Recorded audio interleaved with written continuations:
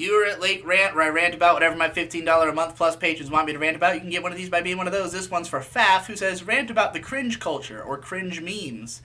Man, cringe culture is really fucking obnoxious in the same way that cancel culture is really fucking obnoxious, in the same way that call-out culture, all these things, they're all about wanting to bandwagon jump on the opportunity to be upset about something, basically.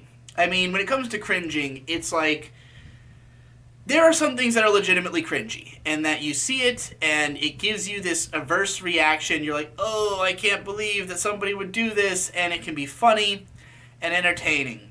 But the thing is that people go out and they try to seek cringe. They try to sort of create it. They want to find something they can call cringe, and then, you know, like, sort of showcase it, be like, oh, I found a cringe too.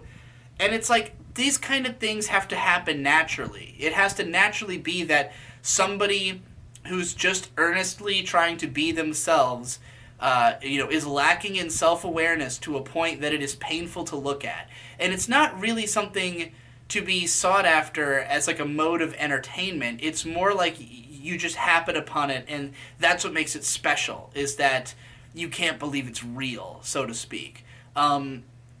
I think that when people go out of their way to try to find things that they consider cringe, that in itself is cringy. Like, I've seen a lot of cringe compilations and stuff where, like, what I was cringing at was the fact that somebody put that thing in a cringe compilation. Where, like, I'm looking at it and I'm going, like, what about this is cringy? This is just somebody making something, you know? It might not be to your taste, it might be a subject matter you find uninteresting, but it's made with self-awareness, you know? Like, cringe has to lack self-awareness to be cringeworthy, because that is the trait that is cringeworthy, is the lack of self-awareness.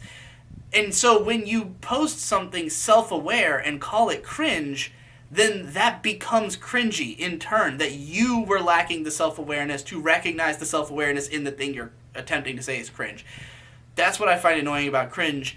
And then that has extended itself to these other things like call-out culture, for instance, where people are just looking for someone to call out. They're just on the prowl, trying to find a reason to hate somebody, to use them for their personal gain by just coming at them. And it's like this weird game where everybody's trying to look for their next victim that they're going to use to get the likes, to be the person who called out, who posted the person's cringe, who found out that this person was doing something wrong. And again, if it doesn't arise naturally, then it comes back, it makes itself look bad. It's like, it's one thing to see somebody do something really heinous and be like, I'm calling this guy out because he just did something heinous. And another thing to, like, see someone investigate them, try to find something you can call out about them, and then do an expose. And then everybody's just going to be like, okay, well,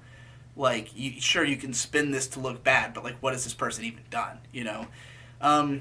So yeah, I find all of those cultures in themselves to be cringy. I think most people kind of feel that way. I don't think that's like an uncommon statement. You know, people bitch about cringe culture all the time.